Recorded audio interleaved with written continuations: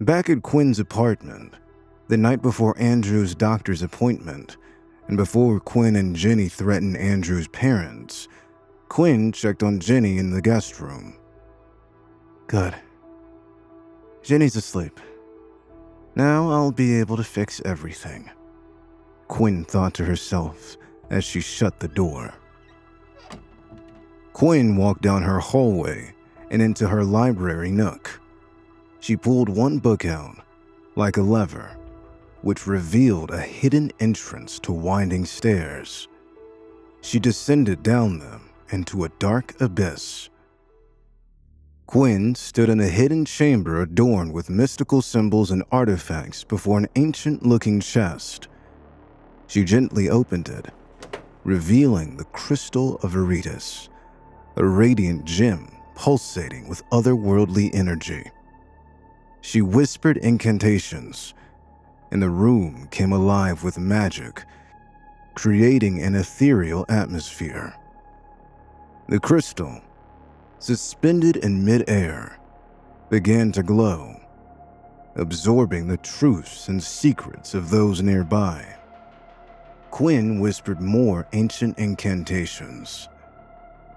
Gem of truth, hear my plea. Unveil the secrets, let them be free. In shadows deep, where mysteries dwell, reveal the tales that none can tell.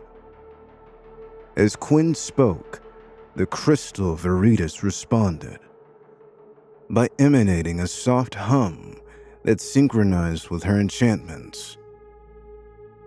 The room was bathed in a mystical glow as the crystal absorbed the essence of hidden truths. Quinn, with a mischievous smile, continued to concentrate on the crystal. Show me the threads of destiny. Weave them in patterns known to me. Influence the dance of fate. Craft a narrative, subtle and great. The crystal responded by projecting a vivid image, revealing a moment between Andrew and Jenny at the Plaza Hotel lobby. They were engaged in a heated conversation, their words and emotions laid bare for Quinn to witness. Quinn continued her incantation. Let their words be echoes, guided by the path fate bestows. Influence the steps they take, with truths unveiled, a bond they break. As the flashback unfolded with the magical projection, Quinn's eyes gleamed with satisfaction. She successfully reorchestrated the event behind the scenes, using the crystal's revelations and enchantments to manipulate the dynamics between Andrew and Jenny. Andrew's mom answered. Why, hello, Jenny. What a lovely surprise. And who is your friend? Hi, Miss Mason. Nice to meet you. This is my friend, Quinn. Nice to meet you, Miss Mason. They shook hands. Jenny continued. Do you think we could chat with you inside? Miss Mason was a bit suspicious and hesitant at first, given Jenny and Andrew's recent breakup, but she decided to be polite. Yes, girls. Do come in. In the quaint living room of the Mason residence, Miss Mason greeted Jenny and Quinn with a facade of warmth, concealing the storm that lurked beneath the surface. The room, adorned with family photographs, whispered of a harmonious and seemingly simple life. Unlike Jenny's upbringing, where the main priority was social climbing and navigating the intricacies of high society, the Masons projected an air of down-to-earth simplicity. Despite the recent rift between Jenny and Andrew, Miss Mason extended a courteous welcome, offering a glimpse into the seemingly idyllic Mason family life. As they settled into the room, Jenny, summoning courage, couldn't help but inject a touch of drama into the revelation poised to disrupt the serene tableau. So, We don't mean to overstay our welcome, but there's a teensy bit of drama in the Mason household we thought you should know about regarding Andrew," Jenny announced with a theatrical sigh, adding a flare of suspense in the air. Panic washed over Miss and Mr. Mason's faces. Mrs. Mason's worried tone betrayed her concern. "Is Andrew okay?" "Physically, yes. Emotionally, well, his reputation might be on a bit of a roller coaster ride," Jenny replied with a dramatic pause, heightening the tension. Quinn, with a twinkle in her eye, seamlessly handed over a carefully curated collection of scandalous photos capturing Andrew's indiscretions with a former gym client. Jenny's gaze mirrored the gravity of the unveiled truth. Andrew's not-so-secret affairs during their supposedly committed relationship. "Oh, the drama, Miss Mason. It's like a soap opera, but with better lighting," Quinn remarked slyly, weaving a touch of humor into the revelation. Miss Mason, flustered and incredulous, stumbled through words as she grappled with the betrayal laid bare in the images. I can't believe this. Andrew." Jenny jumped in. "I know. I had no idea he was cheating on me." "Excuse me. How do you know this is when you were all together?" Mr. Mason retorted, wanting to come to his son's defense. "The photos are dated, and it's during the time when Jenny and Andrew were together," Quinn replied, her voice holding an unwavering confidence. "Do you think perhaps this is just an exotic exercise and a bad angle?" Miss Mason said with hope, desperately searching for an alternative explanation. "Highly doubt that," Jenny responded with a tone of certainty, her trust shattered. "Yeah, that's pretty exotic," Quinn added, injecting a hint of sarcasm that Mr. Mason did not appreciate. Mrs. Mason, overcome with a mix of emotions, spoke with a tone of disappointment. "After all these years together, Jenny, I hope you wouldn't stoop so low to tarnish Andrew's reputation." Quinn, unable to resist adding her perspective, piped up. "He did that all on his own. The proof is in the photos. Besides, Andrew needs to take responsibility for his actions." Mr. Mason, now defensive and protective of his own son, stepped forward with a glint of anger in his eyes. "This is absurd. You come into our home with these baseless accusations.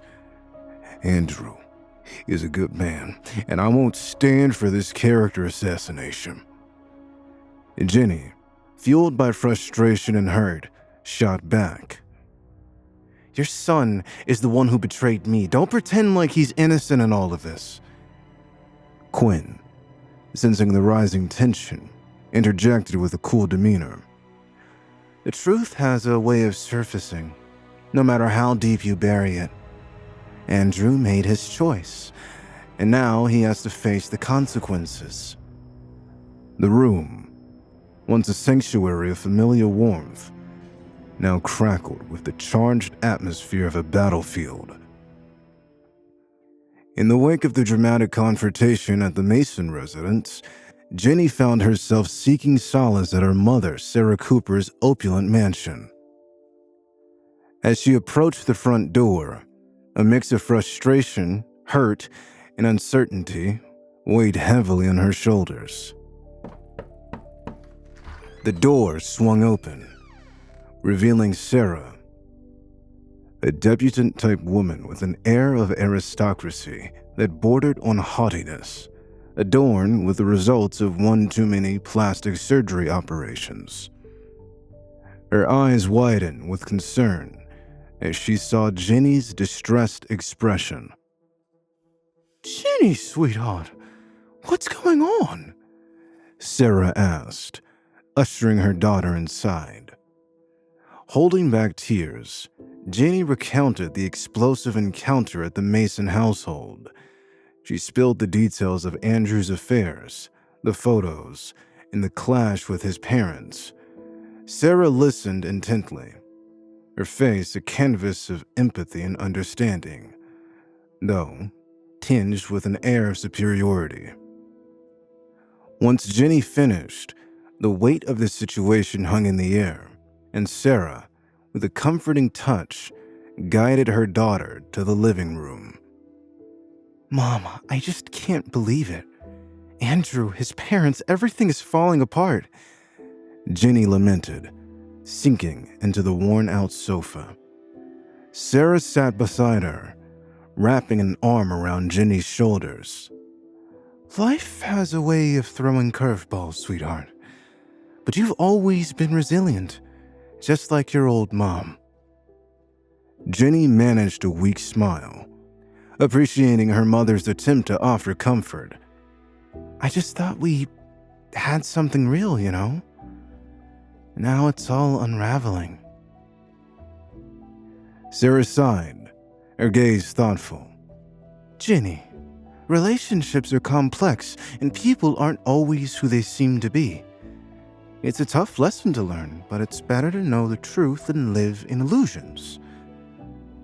Jenny looked at her mother, the lines of wisdom etched on her face. "What do I do now, Mom? How do I move on from this mess?" Sarah leaned in, her voice a soothing balm. "First, you breathe. Let the emotions settle. Then you focus on yourself and that precious little life growing inside you. You're stronger than you think, and you have a future beyond this chaos."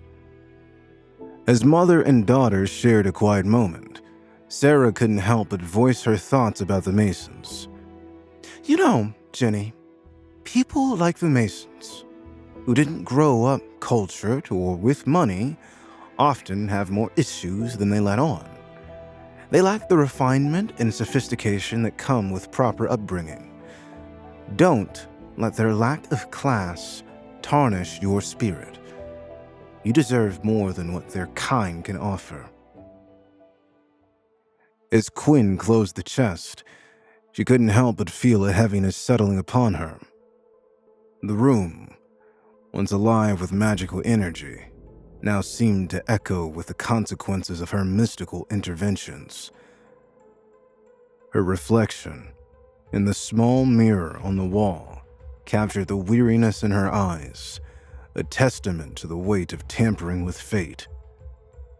"I wonder if I've done more harm than good," Quinn murmured, her voice barely audible in the hushed ambience of the hidden chamber.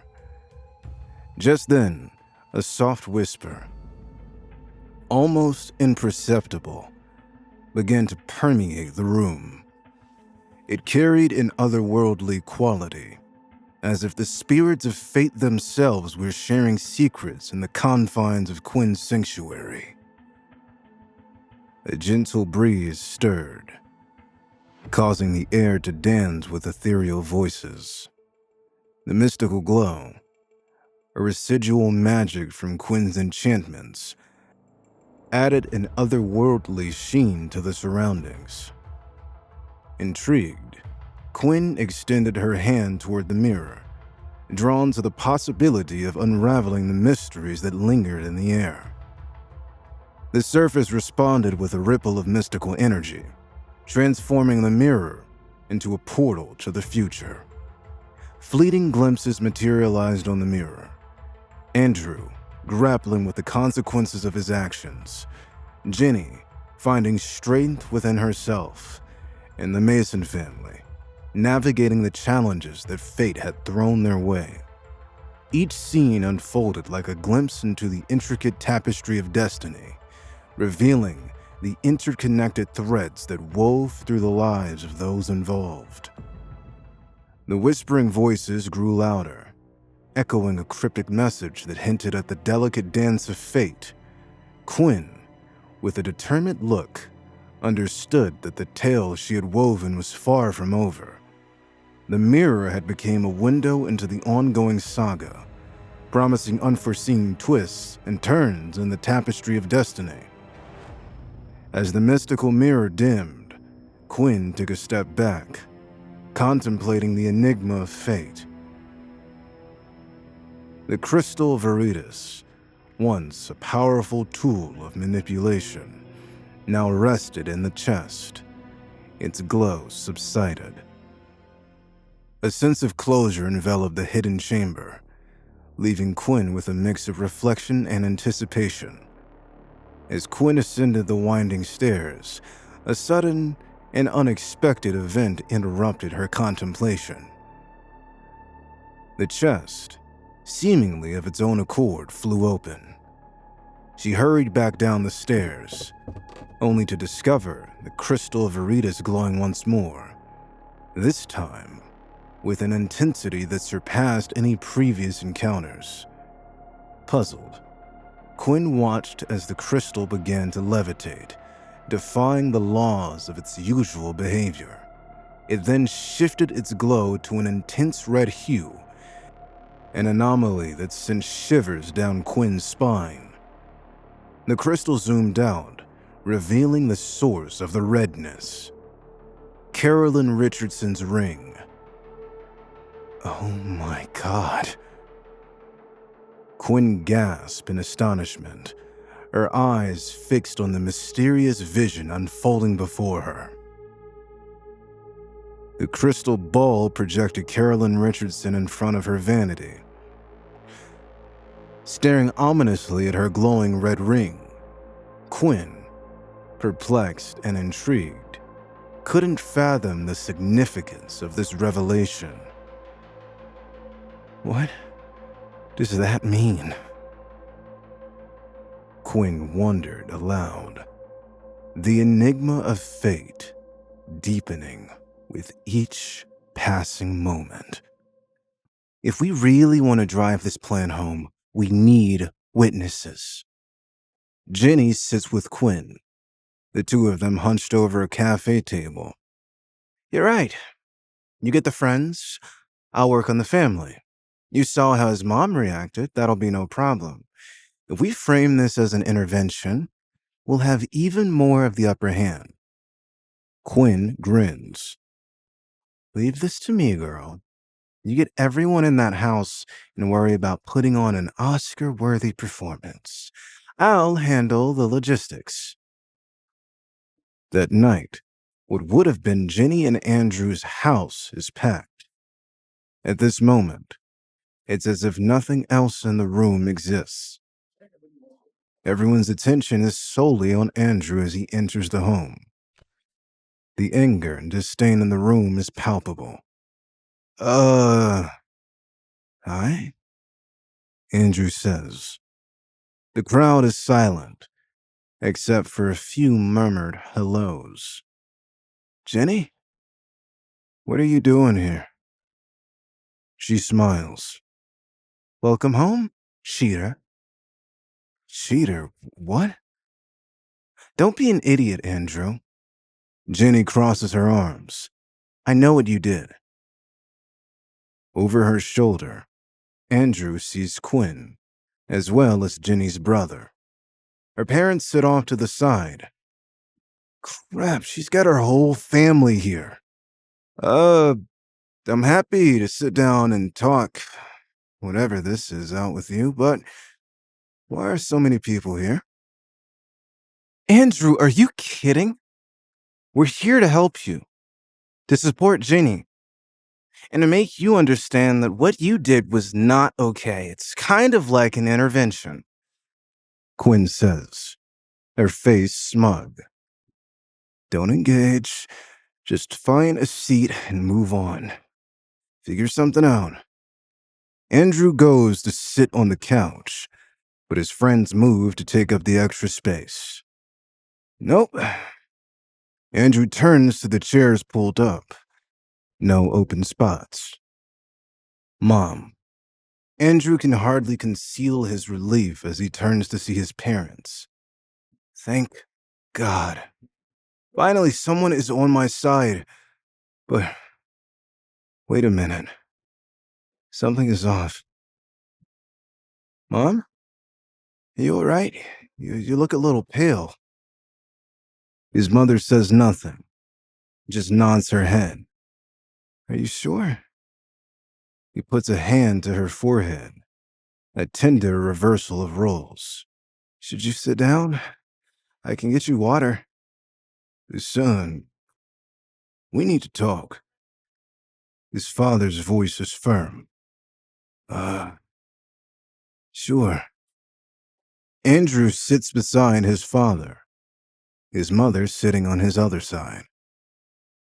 Jenny, I swear if you had something to do with this, I'll never forgive you. Oh, look at him, sandwiched between his parents. What a baby, Quinn says. Jenny clears her throat. Mr. Mason, I think you had wanted to talk to your son. Yes, I did. He turns to Andrew. Rumor has it, son, that you have $1 million. Is that true? What? $1 million. He emphasizes. Is that true? I mean, yes. I do have $1 million in my account, but if this were any other set of circumstances, I would be jumping for joy. Mr. Mason says, cutting him off. But right now, all I can feel is shame. Does it feel good being that greedy? Is it fun to be selfish? What? I don't understand. We didn't raise you like that. You share the wealth, not hoard it. Where is my son gone? And who is this heartless monster? Dad, I can explain. Enough out of you. These fine women have already explained enough. He points to Jenny and Quinn. So it was them. Andrew glowers. I'll show you both. This isn't over. His mother looks at him, tears welling up in her eyes. Since you're here, Andy, I figure, why not ask you to hand back that money I lent you? She blinks away the tears. I gave you that in good faith. I thought you had fallen on hard times. You know, if that were true, I would have given the world to you. You never had to lie about it to get me to help you. She turns away, betrayed. Mom, Dad, I never... This is all a big mistake. Andrew looks around helpless. Eugene? You're here too? We're all here. Jenny called us. Like she said, it's an intervention. You look sad. I can't believe you'd ask me for money when you clearly had a pile of it on your own. He shakes his head. Guess loyalty means nothing to you, huh? And what about that loan? You never paid it back when I asked you. I didn't have the money at the time. Not what I heard, bud. Last time I ever give you grace for something like that. For real, Andrew. Another friend says, Jenny told us what you did to her. That's really messed up. I mean, the money thing is bad enough as it is, but this? That's low. What? What did I do? This is like a living nightmare. This can't be real. Cheating on her while she's pregnant? I'm telling you, I didn't do that. Likely story. People have been harassing her in public over this. I thought better of you. Around him, other voices chime in. Old college friends, co-workers, mutual friends of his and Jenny's. Andrew sits, trapped and utterly paralyzed. Karma's gonna come for you. Watch your back. You're heartless, Andrew. Jenny deserves that house more than you ever did. You still owe me, dude. Pay up. From the sidelines, Jenny watches this unfold. When she speaks, it stirs the room into a frenzy. Everyone, please, don't be like this. I know Andrew never intended things to be this way. Thank you, Jenny. See, someone understands the nuance here. Andrew yells. The room goes silent in shock. The voices start up again. Everyone yelling over each other in an attempt to both confront Jenny and further spurn Andrew. Look, don't let others take advantage of your kindness, Jenny. My heart is literally breaking for you, girl. You're so strong for doing this. You can't give up now. Stop supporting him. He's gaslighting you. Do better, Andrew. Andrew turns to his father. Dad, don't look at me. Look at your mother. Miss Mason sniffles, wiping her eyes. Don't worry about me. Apologize to Jenny, now. Andrew scans the room, desperately trying to find something, anything, that could get him out of this mess. His eyes fall on the trash can. Are those? He gasps. My old receipts. If they say what I think they do, maybe I can get out of here alive. You gonna say some, douchebag? Jenny's brother leans over the crowd, fists raised. He shoves his way to the front and launches himself at Andrew, hitting him square in the chest. Andrew takes the blow hard.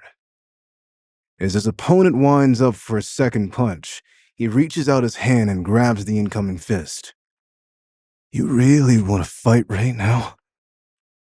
The young man is taken aback. He looks at his blocked fist, making a decision, stepping back. He lets Andrew have the floor. Sarah Cooper is furious. You dare to threaten my son when you're so horribly in the wrong? Oh, I'm in the wrong here. Yes! The room shouts. Then tell me. Give me evidence. Don't just stand around and tell me things you've learned from hearsay. I want facts. Andrew stands up, his expression defiant. His father pulls him back down. You sit down, now. How long are you going to embarrass us like this? Dad, don't worry. This is going to be okay. He stands, looking directly at Jenny and Quinn. After your brilliant acting this morning, I had no idea you'd move on to the next scene in this movie of yours. Maybe the lessons I taught you weren't enough. Sarah chides him. You cheated on my daughter. You abused her. That alone is enough to send you to jail. You have no right to speak to her that way. She wraps her arms around Jenny protectively. Jenny, in contrast, looks guilty. Quinn puts a hand on her shoulder, her face stern. Something is definitely not right. Andrew makes a mental note. Sobbing comes from Andrew's right. Mom. He yells back at Sarah.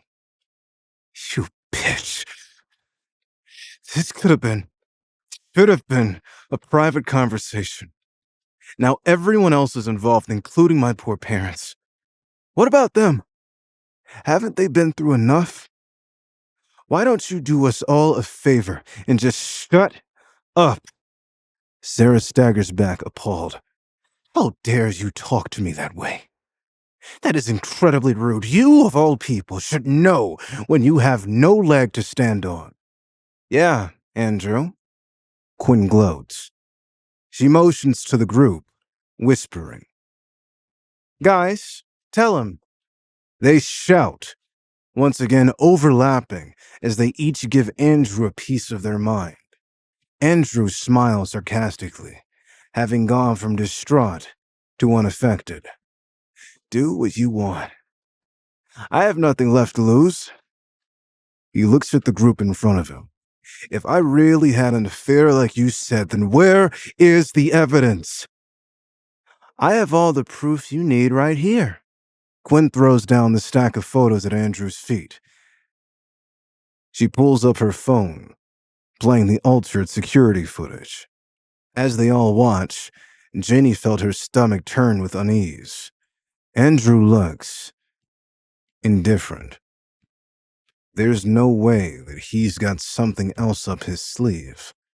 This is totally damning. The video ends, and Andrew stares at the photos for a long moment. The silence in the room is deafening. Well, Sarah speaks up. Anything to say for yourself? Andrew continued to scrutinize the photos. I've seen these before, but they don't need to know that. I can use this to my advantage. Besides, whatever happens to me, I know that Carolyn's got my back. Darling, his mother says, if you have anything to say to them now, would be the chance. I can't sit by and watch you ruin yourself like this, and our reputation. Andy, we've worked so hard to give you a good life. This can't be how it goes. She puts a comforting hand on her husband's arm. We only want the best for you. Please, son, say something. To everyone's shock, Andrew laughs. That's all you got? Disdain colors his entire face. Quinn straightens her back. This is enough. It's perfectly clear.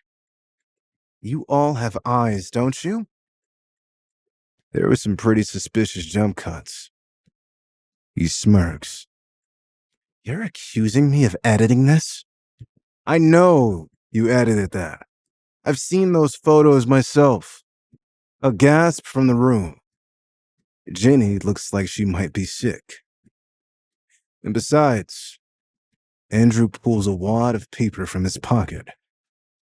I also have this. Everyone peers to see the papers. Chat records? Quint yells, that's nothing. Not just any chat records. That and receipts for tuition payments. Andrew holds up another sheet of paper. Jenny goes white as a ghost. This is a record of bank transfers for tuition fees. Andrew's voice rings out across the silent room. Everyone's eyes are wide in shock. Your mom never wanted you to go to school, Jenny. I remember consoling you about it for hours. We decided I would help pay tuition, remember? I worked overtime for months.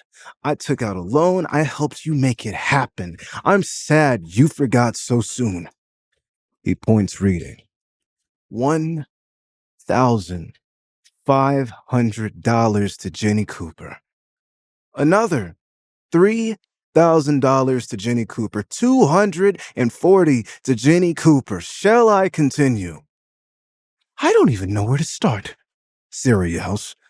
I don't know where you get off thinking that you're allowed to go behind my back like that. Not only do you cheat, you use an instance of deliberately going against me as some kind of redemption? Andrew ignores her. The chat records show here that I, again, work overtime to buy you a holiday present. This one is petty, but you'll have to forgive me under the sudden circumstances. You never bought me anything, did you, Jenny? She looks up at him, guilty. I did, once. That bag you threw in the trash when you dumped me doesn't count. Jenny is silent. Andrew keeps going, spurred on by the success. This, he says, getting into the dramatics of it all, is a house key. My house key. He brandishes it and inserts it into a lock. I bought it after working hard for 3 years, as well as borrowing money from my relatives. But my key can't open the locks. How come I can't get into my own house anymore? It seems I'd have a right to it, don't you think? Andrew's parents looked at Sarah, then at each other. Did they change the locks? Sarah's face turned ugly. A sinister smile spreads across her face. Silence. Then, Quinn steps forward. I have to say, Andrew, that really was a hell of a show. You have everything all thought out, don't you? You and Jenny were the ones who changed the locks. And you're good at distorting the truth, too. It may be true that you helped Jenny with her tuition, but this has nothing to do with your affair. You really had us there for a minute. She turns to the crowd. But let's not forget the real issue here. You cheated. She sneers. Right, guys? The crowd agrees, loud and raucous once more. Yeah, Andrew, don't change the subject. Those photos are real. That's all the proof we need. Quinn and Sarah stared Andrew down, daring him to say something. Jenny stands behind them, arms around her waist. Jenny, Andrew says, you don't really believe this, do you? That's enough, you scumbag. Quinn steps in front of Jenny, blocking her from Andrew's view. You have nothing left. Those screenshots were your last hope. You're done. No, says Andrew. I'm not done until I say so. Quinn's prideful look disappears at once. Andrew picks up his phone. It's my turn to show everyone a video. Everyone looks on as it plays. Surveillance footage, just like the last one, but this time, it's from a hotel. Jenny and James walk down a hallway and into a room. Once, twice, 7 times, Andrew says. And that was a month ago. Technically, when we were still together. Right, Jenny? Silence. On to the next, then. He clicks on a new video. Security footage from the bar. This is from last night. It should look familiar to some of you. Jenny puts a hand to her mouth. No. What is it? Quinn peers. It's just the Gold Cup. You hardly ever go there. The video plays, showing Jenny getting by James. Was that James? And you? Why were you at the Gold Cup bar? Celebrating. Jenny sniffs. She nods towards Andrew. We wanted to get back at him. And now, it's all over for us. She sobs, bursting into tears. You said I cheated, that I abused a pregnant woman. Well, what do you think about that? Andrew says, gloating. Quinn holds Jenny, wrapping an arm around her. She glares at Andrew. Yeah, I'm still not convinced you're innocent. So they went to a hotel together. That means nothing. And we have those pictures of you. Those speak more than any video ever could. And that bar video proves nothing. It tells us nothing about you. If anything, it looks like that's a breakup. How can you say that she's cheating on you when James hit her that night? Fine. I didn't want to do this, but you have pushed me too far. You want evidence, Jenny? This is what you call evidence. Andrew throws down his own stack of photos with a cold gaze. Quinn looks at Andrew as if her eyes could.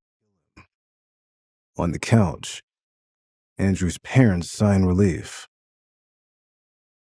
Their son is innocent. Andrew's father rises from his seat.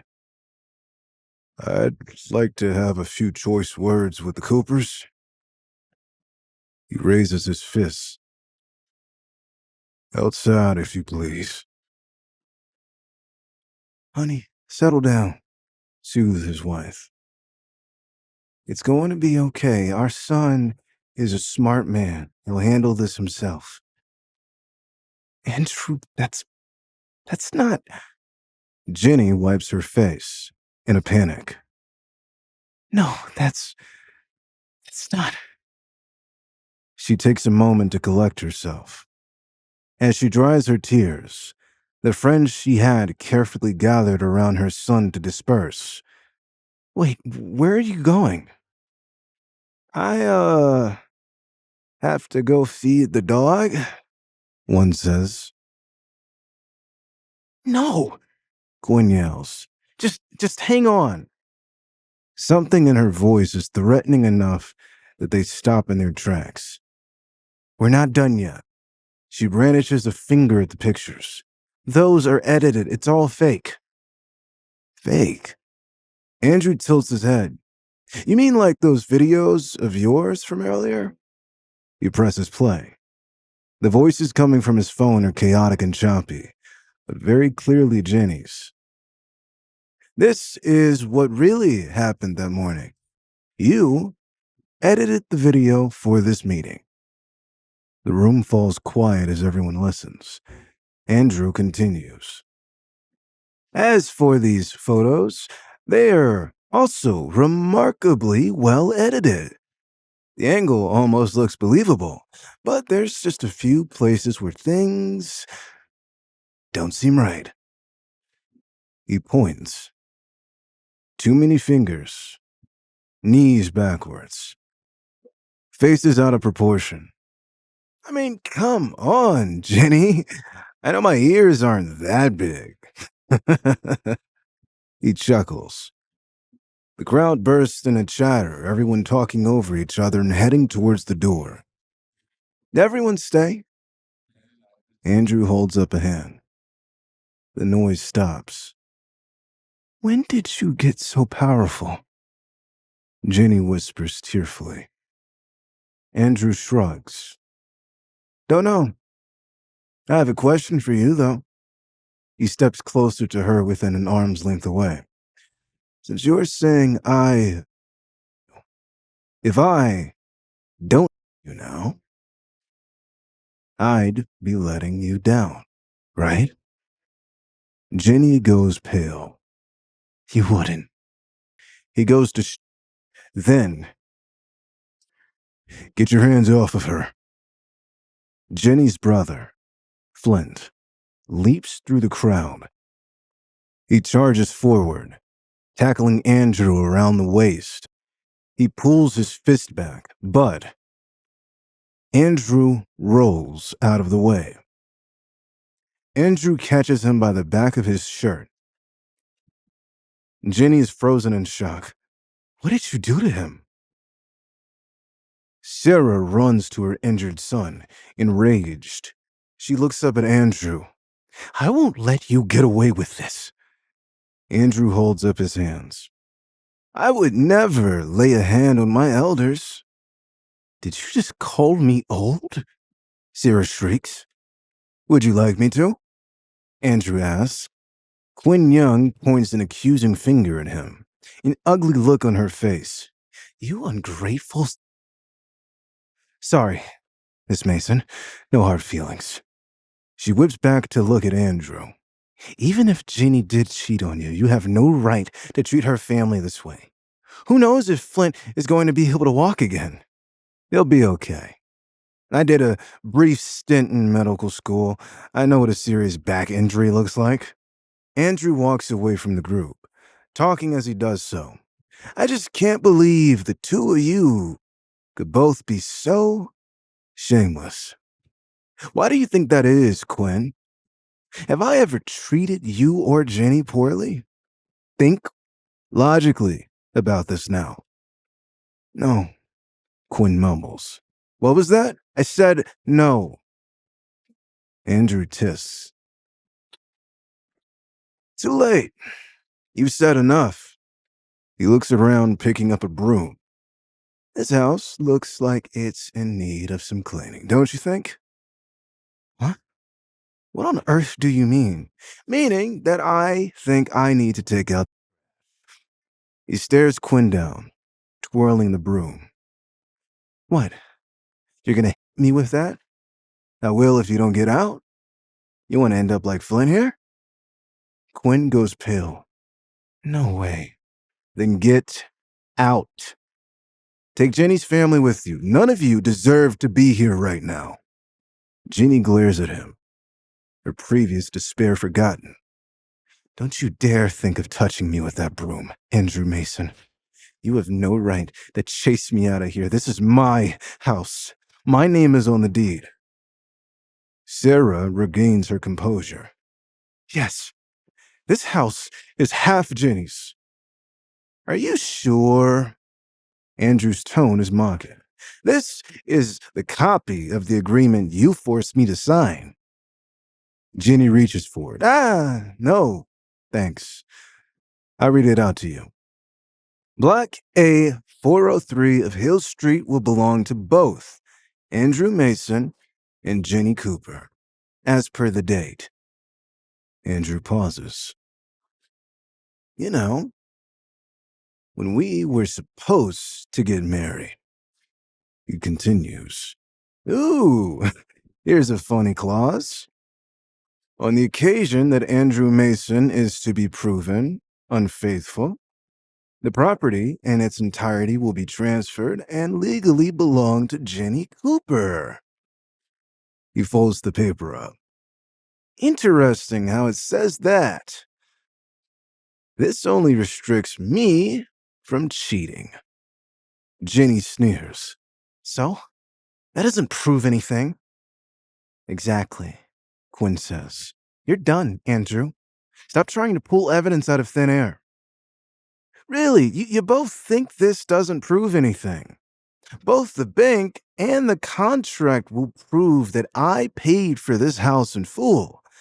This agreement can prove that I gave the house to you only because we were going to get married.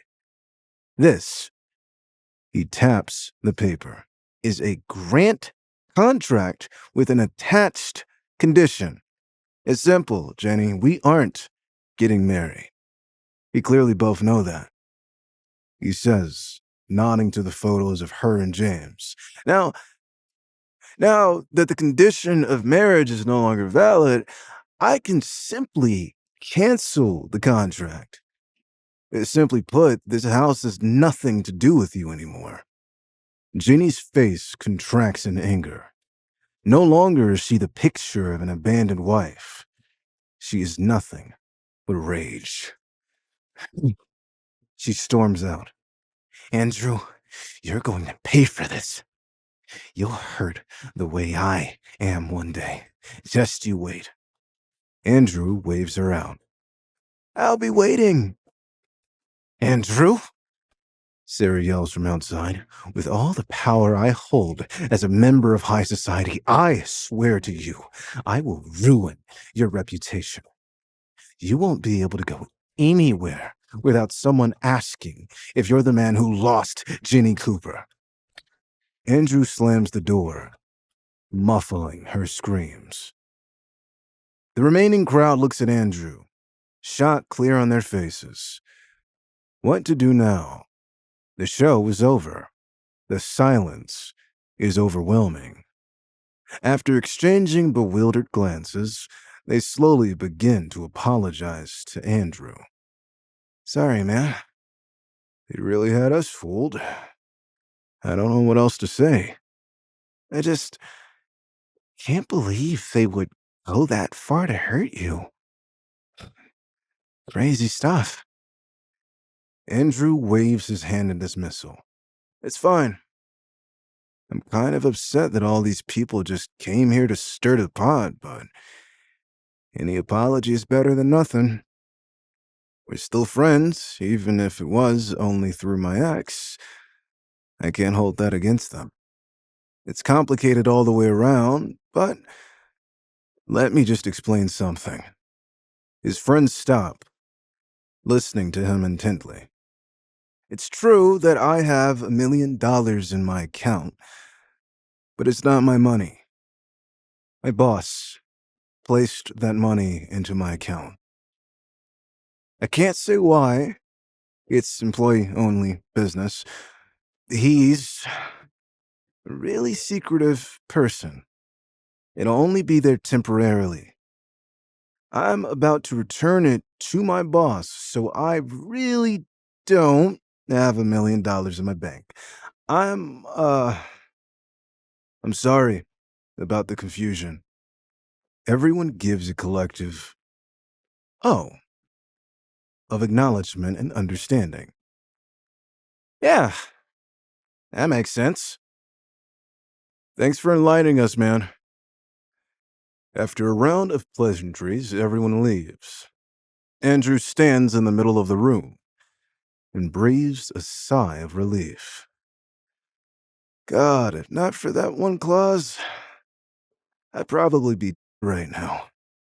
Figuratively, if not literally. Just then, his mother speaks up.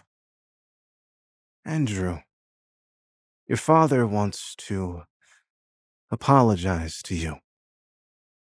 Zane Mason, Andrew's father, is silent. In the end, he slowly sighs.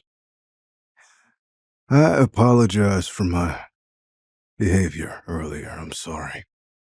You didn't seem like yourself, and, well, I guess I didn't really seem like myself either. Andrew is stunned. I'm not used to Dad being like this.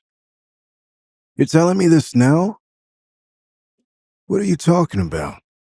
Dad, this isn't the first time you've let me down.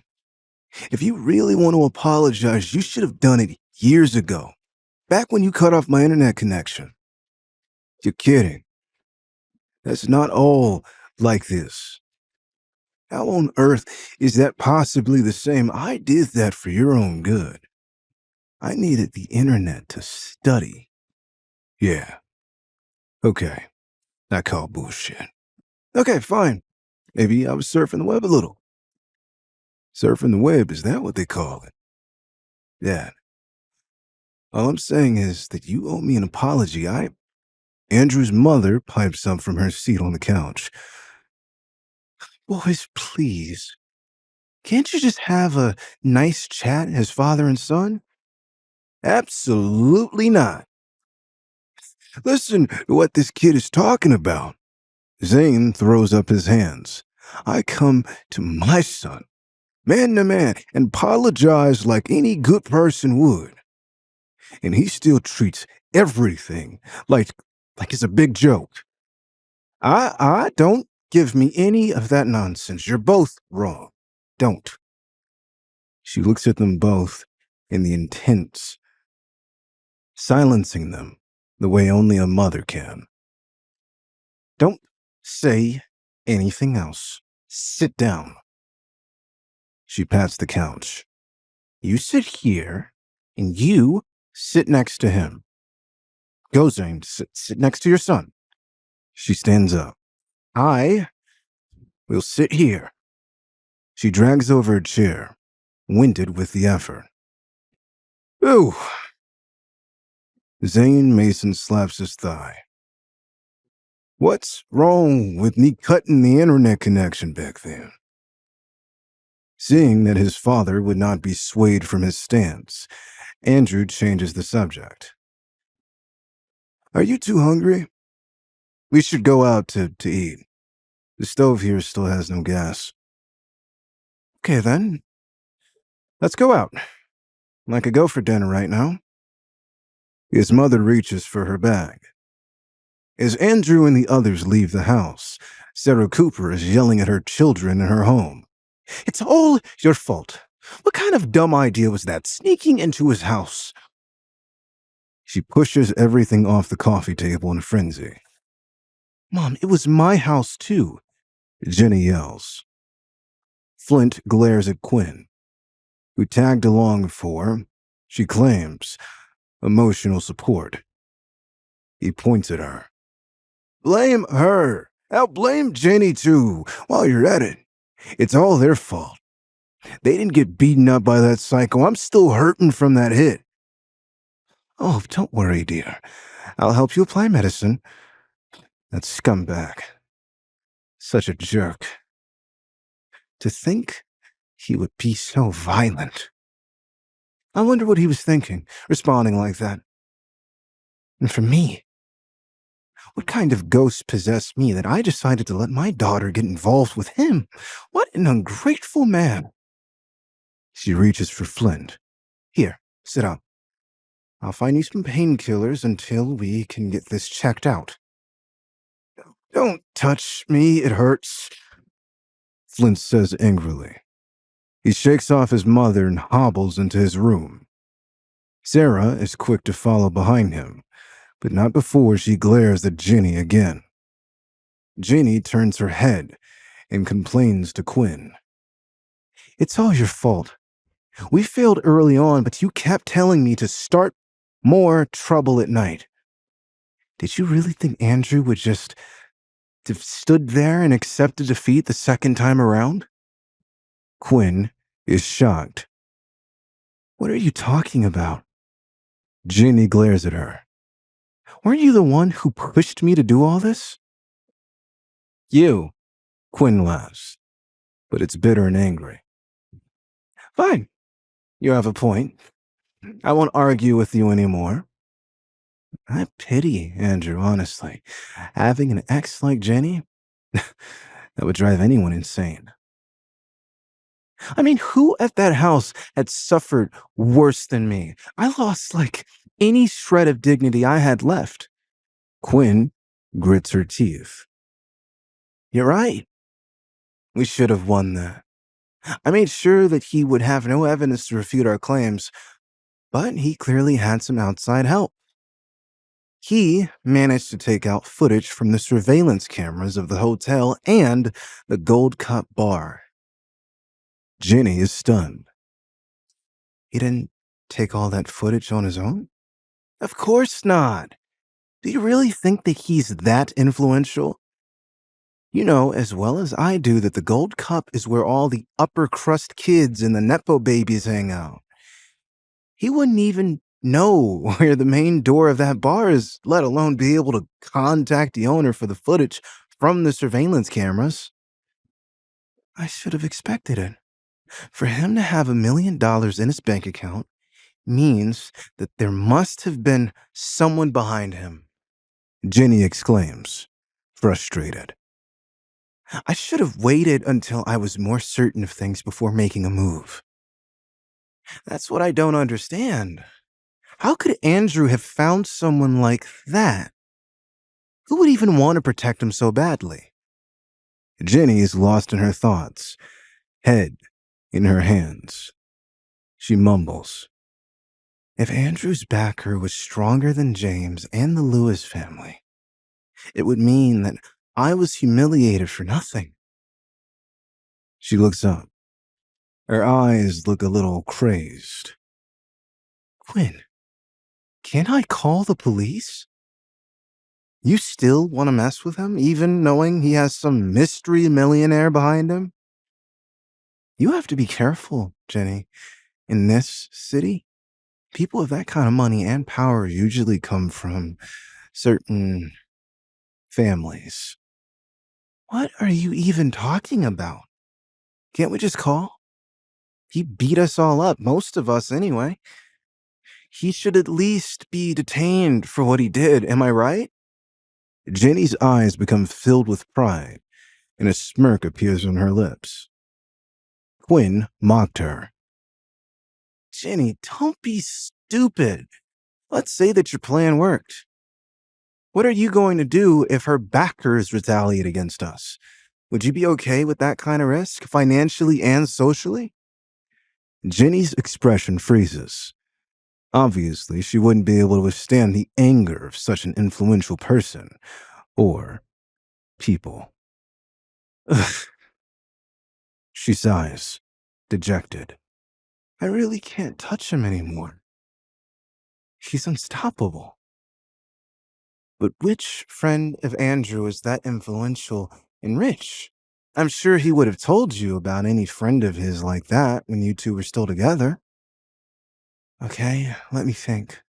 Jenny tries to recall the people Andrew could have interacted with. She gasps. A name flashes across Jenny's mind.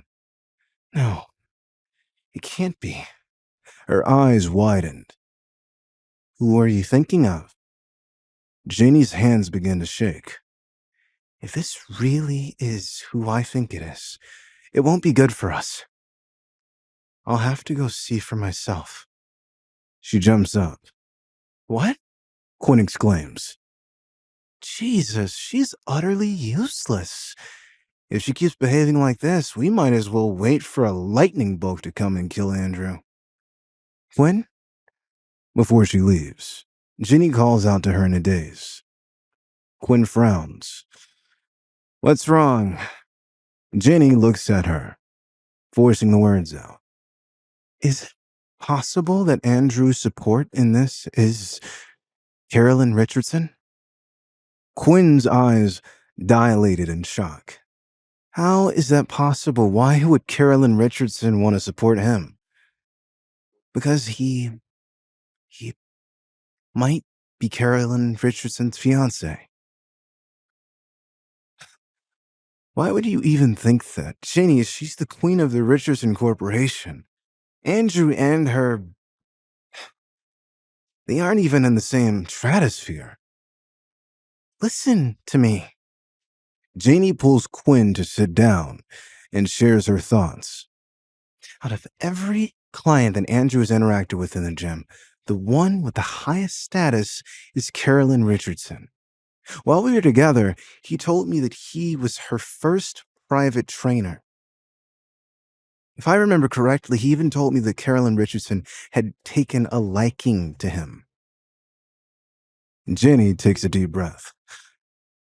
I only say that they're engaged because, well, when I dumped Andrew, a news article came about Carolyn that said she was engaged. That and Quinn talks over her.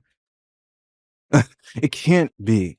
Andrew was blacklisted from the industry. He had no money.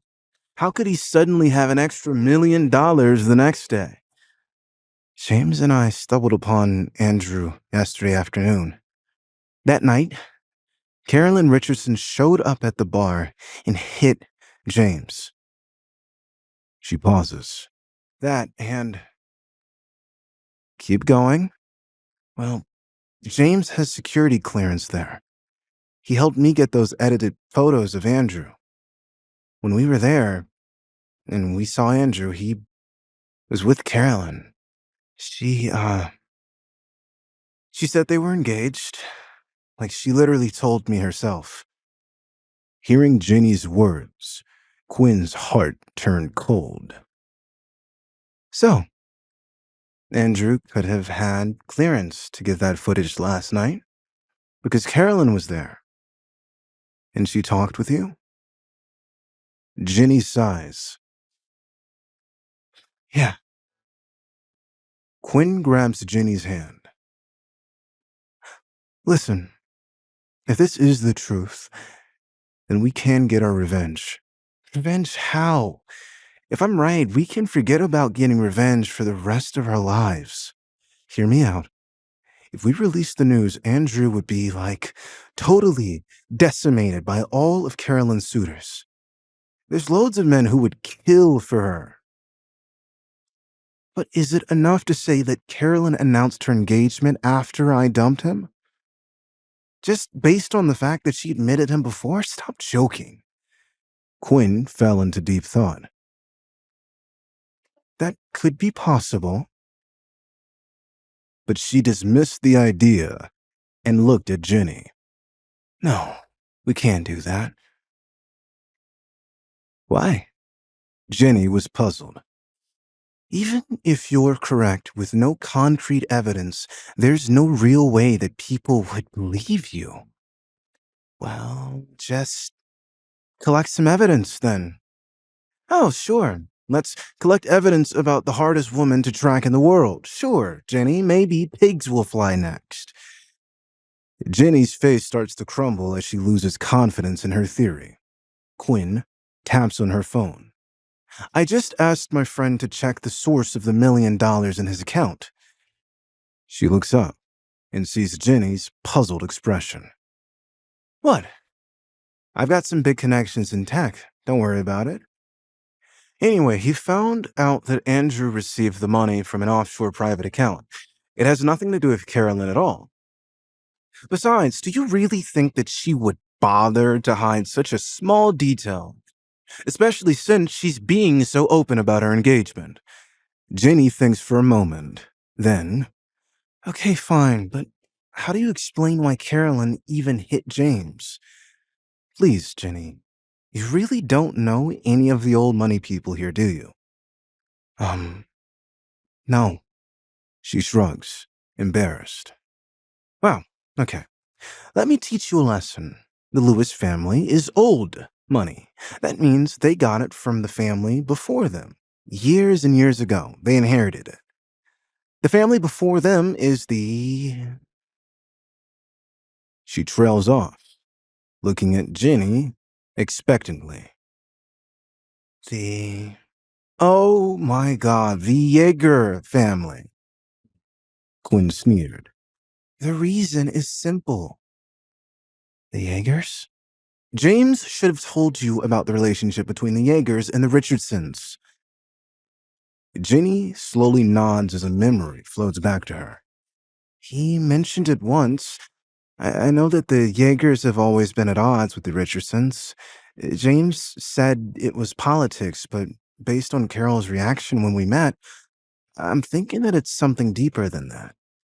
Oh, I also remember the news article from last year when they took over a property project worth millions from James's family. He was so upset. She frowns. But he did say his family makes a lot of money, so... Doesn't that explain it then? Not really. Quinn rolls her eyes. I am surrounded by idiots. I can't communicate with someone this brainless. She squeezes the words out of her mouth, speaking slowly and clearly.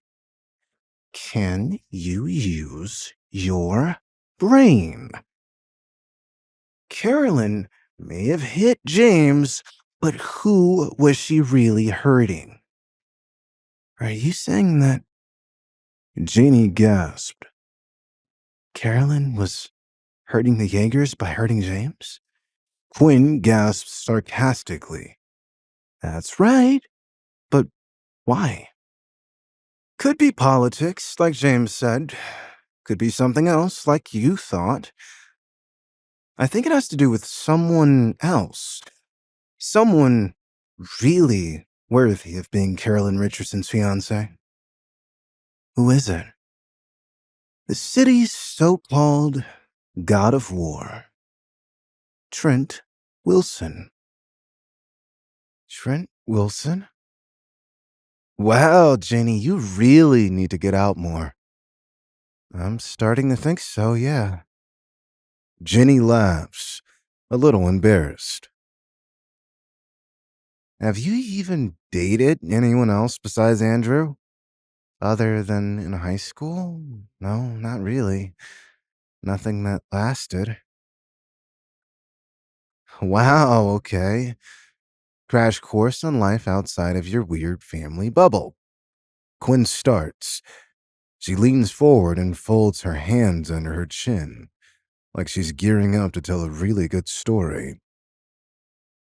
So, the Yeagers and the Lewises are like enemies and all that, yes? Ginny nods. So, Trent is like the third point in this whole old money family triangle. They're part of the Big Six. That's what people call them. Those are the top families: the Wilsons, the Yeagers, the Lewises, the Richardsons, and two more. Trent is the oldest child, so he's like the heir to the whole business empire for his family, like how James is for his family. She looks at Jenny. Get all that? Mm hmm. Go on. Here's the thing, and this is biased, but I think that Trent Wilson is just the greatest. He's got money, he's got status, he's hot. No wonder so many people think of him as this Prince Charming. It hasn't been announced yet, but it's gotta be him. This is Carolyn Richardson we're talking about. She'd never marry someone below her class. Besides, rumor has it, he's got a thing for her. Quinn giggles. But what does that have to do with the Jaegers? Ginny frowns. Plus, Andrew did say that they were engaged. Carolyn even said it herself. Quinn scoffs. Only everything. Trent is coming back from his trip abroad soon. If he gets here early, he'll be back in 3 months. If he's late, then more like 6. Regardless, it's important to keep an eye on these things. The tabloids are already buzzing, and all of the most powerful women in the city are totally going to try and score a date. You'll see. So? So, Carolyn made a scene with James in order to provoke the Jaegers. That's like the whole point of her doing anything. Quinn gives Jenny a look. I told you that, remember? It's just how these upper class family things work. And since the Richardsons are such big rivals with the Jaegers, she could make them look bad on purpose. Jenny nods. Yes. And then Trent swoops in to save her. Quinn finishes. Exactly. Okay, so that makes sense, but why couldn't I say anything about her and Andrew? Quinn shakes her head, a look of condescension in her eyes. If I didn't stop you, then you would have probably been on the news tonight, and not in a good way. With something like that, you really only have your word against anyone else's, which is to say, you have no evidence at all. A claim like that, with the public nowadays. She makes a swiping motion across her throat. Jenny shudders. Ugh, creepy. Okay, I get it. I could die, but what does this have to do with Trent exactly? Like, if that kind of news gets out, there's going to be legions of people wanting to suck up to Trent. If they want to look good to him, then they'll come after you. And you know as well as I do that there's some shady shit going on in this city. No, that makes sense. And if someone spread rumors that you were engaged to someone like Andrew, you'd be pissed too, right? I would. Yeah. It's especially tricky with Carolyn Richardson involved. Quinn gives Jenny a look. You know her family's weird. I do. A chill runs down Jenny's spine. They're big in the mob. She thinks back to how Carolyn treated James that night in the Gold Cup. She was really pissed. It looked like she would have made good on those threats too, if there had been fewer people watching. Right, the mob and other stuff. But you know I'm right. Even if what you said is true, even if Andrew and Carolyn do have something going on, do you really think that the head of such a huge corporation with that big of a reputation would let news of her? What is he? Fiance. At least, that's what she told me. Yeah, I don't believe it. I'll bet you she just wanted to get James off her back. Maybe. Ooh. Quinn gasps, excited by the potential gossip. Makes sense where he'd get all that money from so fast. Quinn, that's ridiculous. Andrew would never. You don't know how low he's willing to stoop. And even rich businesswomen have needs. You're just being gross now. I don't even want to think about Carolyn Richardson or her needs. Moving on. What if whatever it is that people say about Carolyn somehow gets back to Trent? What then?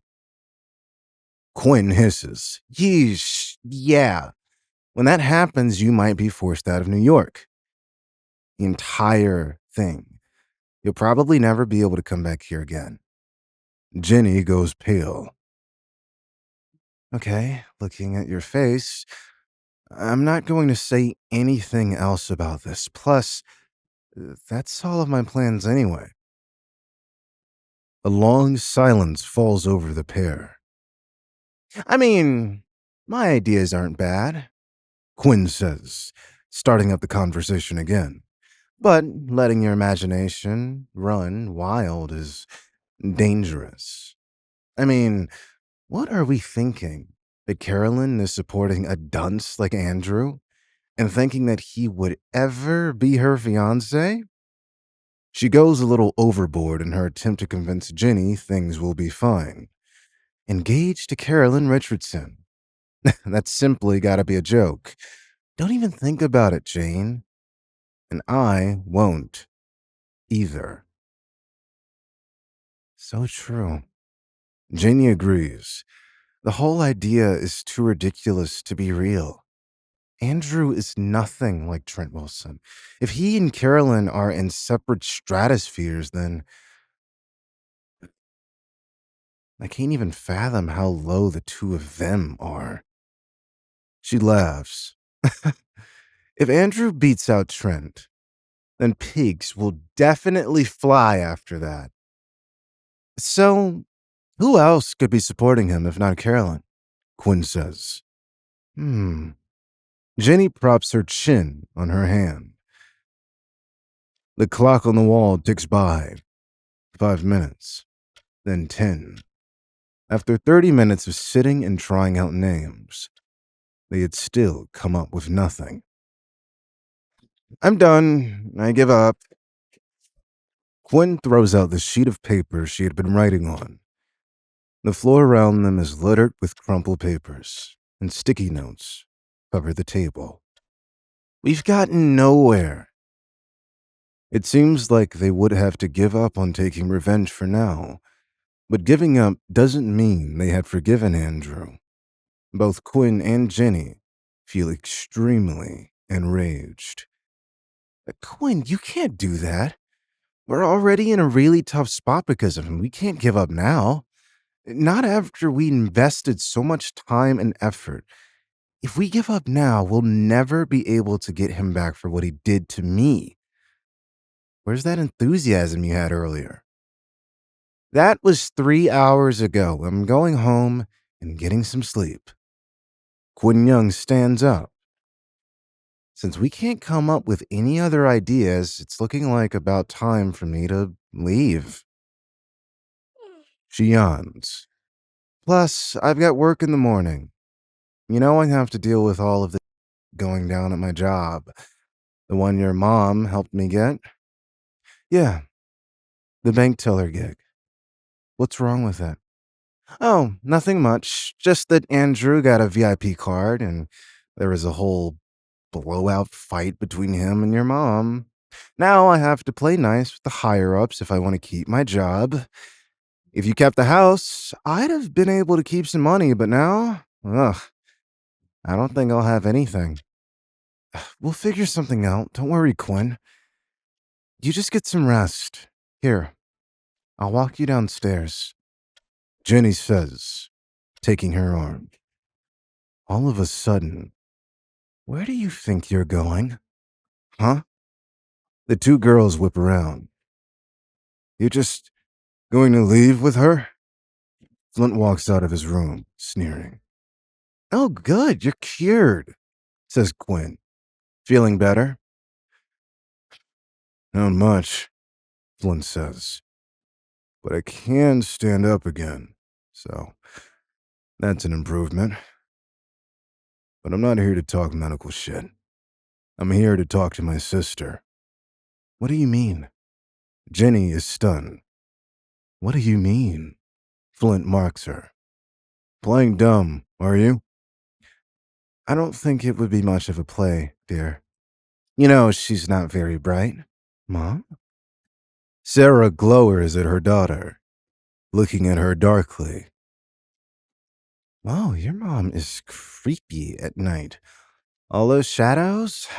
Yikes, Quinn whispers, leaning over to Jenny. Tell me about it. I live with her, Jenny says.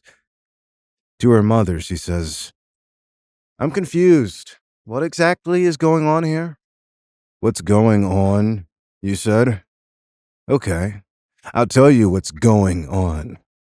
Where did the $10,000 on your debit card go? Flint grits his teeth. Did you pocket the money for your brother's tuition? Sarah steps forward, anger blazing in her eyes. What? I didn't.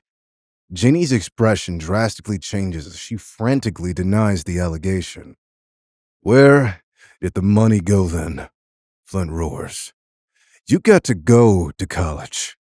I want the chance to. Without that money, I'm not going to have anything to pay for it. Jenny hesitates. If I tell them the truth, they'll never let me forget about it. I'd be the laughing stock of our entire family. They'd never trust me again. But I also got so hurt tonight.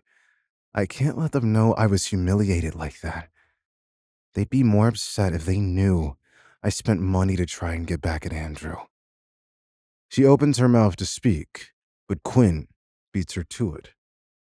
I can't take it anymore, Quinn yells. Jenny, not only are you so incredibly dumb, but you're also too loyal to your family. They're too controlling of you, and they take advantage of you. Why are you being scolded for spending your own money? You're an adult, for God's sake. What kind of logic is that? You guys are absolutely ridiculous. Please subscribe to the Pocket FM YouTube channel and press the bell icon for instant notification. Check out our channel for more such exciting shows.